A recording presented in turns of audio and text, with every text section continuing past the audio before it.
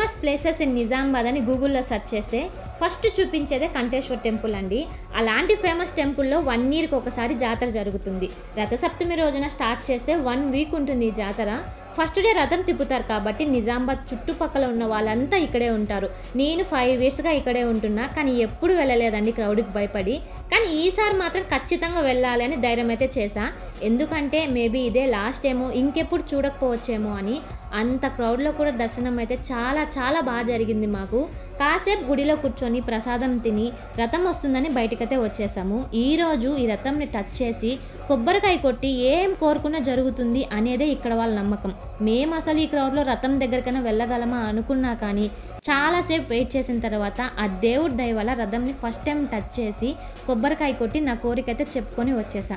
ఆ దేవుడు నా కోరిక తీరుస్తున్నాను అన్నట్టుగా ఆ రథం మీద ఉన్న పూలని డైరెక్ట్గా అంతమంది ఉండగా నా చేతిలో పడేలా చేశారండి. నేనైతే చాలా చాలా హ్యాపీ.